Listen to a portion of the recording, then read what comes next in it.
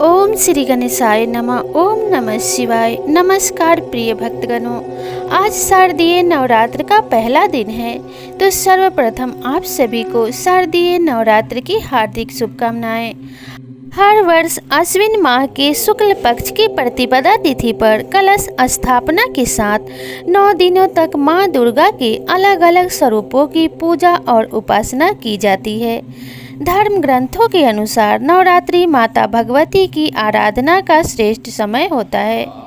यह तन मन को निरोग रखने का भी सुअवसर है।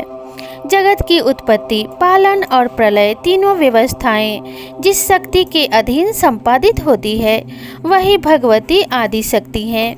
देवी भागवत के अनुसार देवी ब्रह्मा, विष्णु एवं महेश के रूप में सृष्टि का सृजन, पालन और संहार करती हैं। भगवान महादेव के कहने पर रक्त बीज, शुंभ निशुंभ, मधु कैटभ आदि दानवों का संहार करने के लिए मां पार्वती ने असंख्य रूप धारण किए, किंतु देवी के प्रमुख 9 रूपों की पूजा अर्चना की जाती है। नवरात्रि का प्रत्येक दिन देवी मां के विशेष रूप को समर्पित होता है और हर स्वरूप की उपासना करने से अलग अलग प्रकार के मनोरथ पूर्ण होते हैं। नवरात्रि के प्रथम दिन आश्विन शुक्ल प्रतिपदा तिथि को घट स्थापना के साथ ही दुर्गा के प्रथम स्वरूप मां शैलपुत्री की पूजा और उपासना की जाती है। मां दुर्गा अपने पहले स्वरूप में शैलपुत्री के नाम से पूजी जाती हैं। पर्वतराज हिमालय की पुत्री होने के कारण इनका नाम शैलपुत्री पड़ा। अपने पूर्व जन्म में ये प्रजापति दक्ष की कन्या के रूप में उत्पन्न हुई थी, तब इनका नाम सती था। इनका विवाह भगवान शंकर जी से हुआ था। एक बार प्रजापति दक्ष ने बहुत बड़ा यज्ञ किया, जिसमें उन्होंने सारों देवताओं को अपना अपना यज्ञ भाग प्राप्त करने के लिए आमंत्रित किया, किंतु शंकर जी को उन्होंने इस यज्ञ में आमंत्रित नहीं किया। सती ने जब सुना कि हमारे पिता एक अत्यंत विशाल यज्ञ का अनुष्ठान कर रहे हैं, तब वहां जाने के लिए उनका मन व्याकुल हो उठा। अपनी यह इच्छा उन्होंने भगवान शिव को बताई। भगवान शिव ने कहा, प्रजापति दक्ष किसी कारणवश हमसे रुष्ट हैं। अपने यज्ञ में उन्होंने सारे देवताओं को आमंत्रित किया है, किंतु हमें जानबूझकर नहीं बुलाया। ऐसी स्थिति में तुम्हारा वहां जाना किसी भी प्रकार से श्रेयकर नहीं होगा। शंकर जी के इस उपदेश से देवी सती का मन बहुत दुखी हुआ। पिता का यज्ञ देखने वहां जाकर और बहनों से मिलने की उनकी व्यग्रता किसी भी प्रकार से कम नहीं हो सकी। उनका प्रबल आग्रह देखकर शिवजी ने वहां जाने की अनुमति दे दी। सती ने पिता के घर पहुंचकर देखा कि कोई भी उनसे आदर और प्रेम से बातचीत नहीं कर रहा है। केवल उनकी माता ने ही स्नेह से उन्हें गले लगाया। परिजनों के इस व्यवहार से देवी सती को बहुत क्लेश पहुंचा। उन्होंने यह भी देखा कि वहां भगवान शिव के प्रति तिरस्कार का भाव भरा हुआ है। दक्ष ने उनके प्रति कुछ अपमानजनक वचन भी कहे।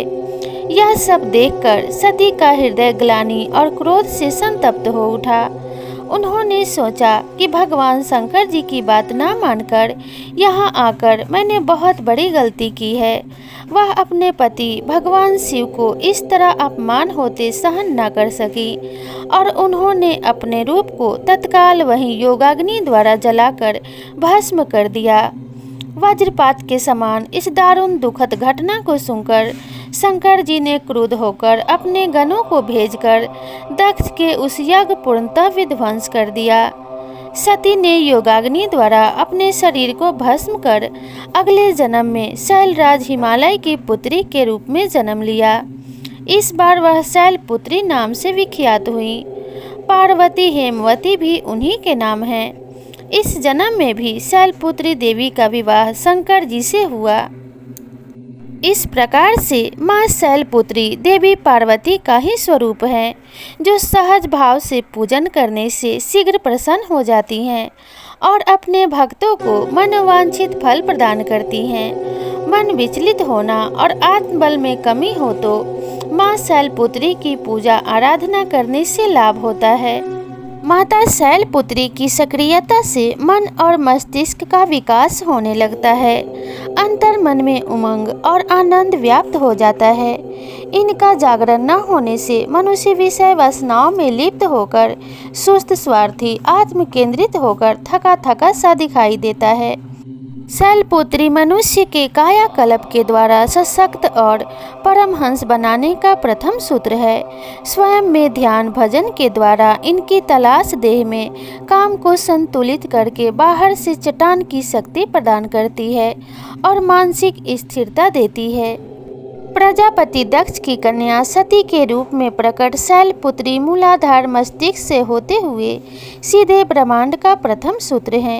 यदि देह में शैलपुत्री को जगा लिया जाए तो संपूर्ण सृष्टि को नियंत्रित करने वाली शक्ति शनैः शनैः देह में प्रकट होने लगती है। फलस्वरूप व्यक्ति विराट ऊर्जा में समाकर मानव से महामानव के रूप में तब्दील हो जाता है। शैलपुत्री नंदी बैल पर सवार संपूर्ण हिमालय पर विराजमान है। यह वृषभ वाहन शिव का ही स्वरूप है। घोर तपस्या करने वाली शैलपुत्री समस्त वन्य जीव जंतुओं की रक्षक भी है। शैलपुत्री के दाहिने हाथ में त्रिशूल, जो धर्म, अर्थ और मोक्ष के द्वारा संतुलन का प्रतीक है, शैलपुत्री के लक्ष्य को स्पष्ट रूप से प्रतिबिंबित करता है। बाएं हाथ में सुशोभित कमल पुष्प कीचड़ यानी स्थूल जगत में रहकर उससे परे रहने का संकेत देता है। मनुष्य में प्रभु की अपार शक्ति समाहित है और शैलपुत्री उसी का व्यक्त संकेत है। देह में यह शक्ति इस चक्र के आवरण में अपनी सक्रिय भूमिका का निर्वहन कर रही है। इस प्रकार शैलपुत्री माता का ध्यान और पूजा उपासना करने से व्यक्ति का आत्मबल और मनोबल दिन प्रतिदिन बढ़ते जाता है। इसलिए पूरी श्रद्धा भाव से माँ शैलपुत्री का पूजा और उपासना करना चाहिए, जिससे माता प्रसन्न होकर हमें आशीर्वाद प्रदान करती हैं और हम अपने लक्ष्य के प्रति अग्रसर होते रहते हैं। तो माँ शैलपुत्री आपके सभी कष्टों को हर लें और आपके लिए मंगलकारी आशीर्वाद प्रदान करें। इसी कामना के साथ प्रेम से बोलिए माँ शैलपुत्री की जय। मिलते हैं नई वीडियो में नई कथा और कहानी के साथ। तब तक के लिए राधे राधे।